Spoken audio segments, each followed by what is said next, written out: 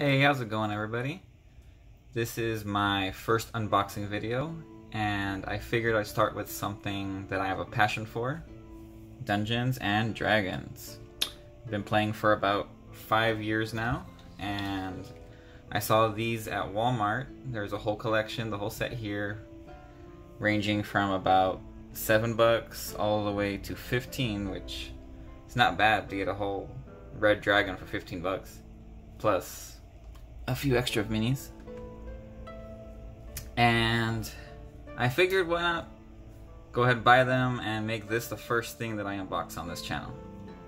So without further ado, let me open up this bad boy over here.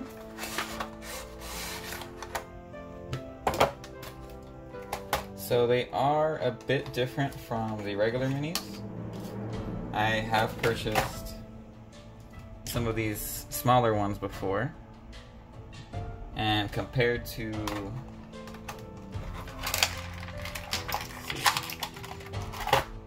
this spy, this is about how big these are, and the base is quite different too, but they do have a big heft to them.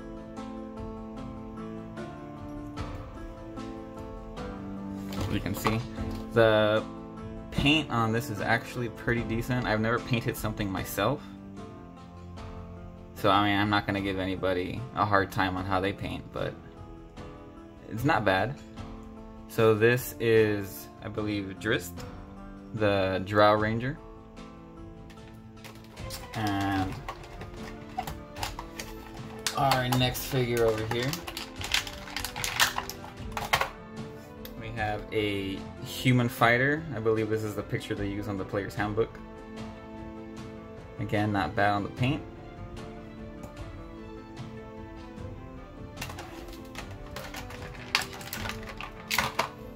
Then we have over here a Dragonborn cleric. I really like that blue shine on the armor. I don't quite know what this here is supposed to be. If it's supposed to be a spell effect or maybe a wand of some kind. But still a cool figure to have. And our last one on the box, which I think is the most impressive, you have a Mind Flayer or an Illithid. Really like that black cloak. So again, this would be a good figure if you have a bunch of other Mind Flayers. This could be the one you have in the back, kind of controlling it all with that metal texture. I think that looked really good on the table.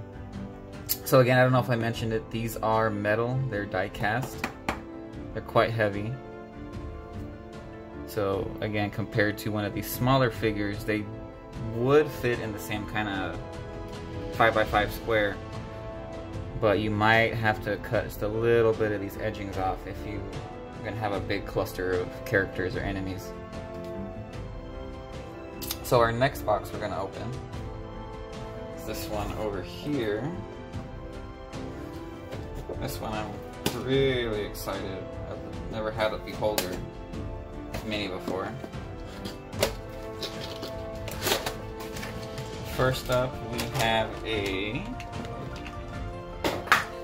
Orc Paladin. You don't see these too often, seeing as how orcs aren't your most charismatic race. Not sure how I feel about that kind of beige, whitish color for a cloak. It looks good on the cape, maybe not on the front. Still a good figure.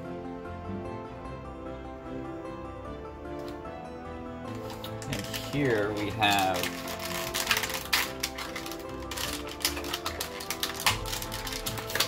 a Tiefling Paladin. Good color on that armor. I don't have any Tiefling figures, so this will be good. And if you can see that detail on that mace there, little skull. Really nice. Put her over there.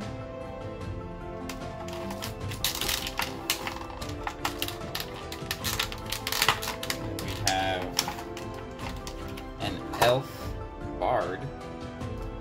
right here. Really nice figure. That'll really make you shine on the table, because that's what bards like to do. And our last playable mini here is a ranger. This is actually a famous-ish D&D character. His name's Minsk. And his little miniature space hamster, which you can not really see because they kind of painted him the same color of his cloak. And his sword is the same color too.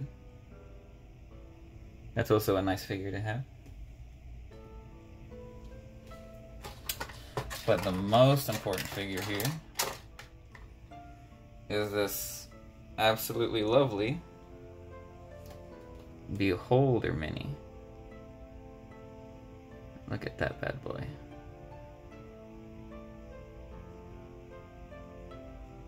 So again, he has a little stand to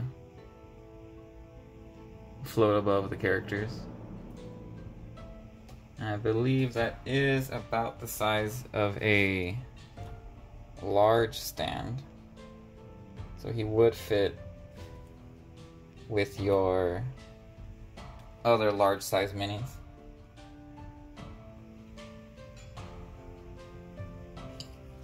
And our final box is a little strange. It actually has 2 repeats of figures that already came. So let's get through those first.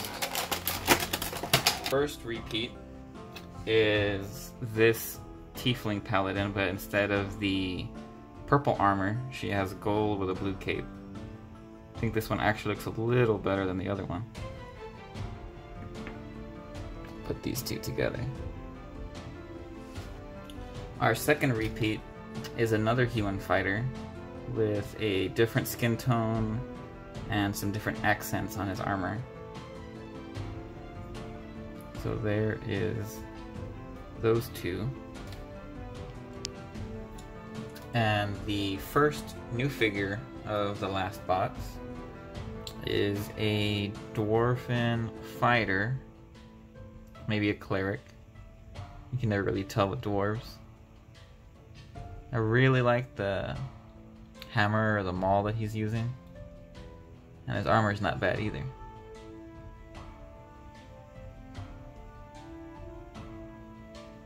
Our last humanoid mini in that box is this elf, rogue, maybe an assassin. The cape is very nice. It's a great mini to have as a villain or a player character. And the piece de resistance is the young adult red dragon, which is quite a hefty figure. The bottom is all metal, but the wings, I believe, are plastic. Slightly movable. I don't know if you're supposed to do that. And here's a size comparison to the rest of the cast.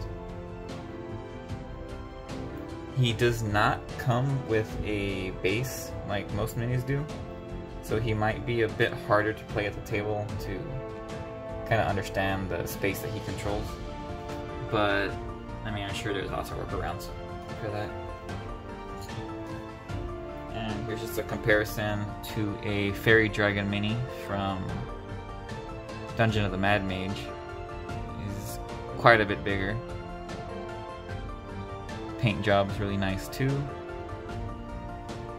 But again, that lack of a base is going to make it hard, especially if this dragon takes off in flight like, you know, most do. So again, this is a pretty decent starter set for D&D minis, I'd say. Buy 1, maybe 2 packs for your first game. As long as everyone's using the same type of mini, it shouldn't really be a problem. It has good minis for DMs, especially that Illithid and the Beholder. The Red Dragon could either be an enemy or a set decoration, something like that. But I mean, for $7 to $15, I'd say this is a pretty good value. So, I mean, that's my review. So, thank you for watching and have a great day.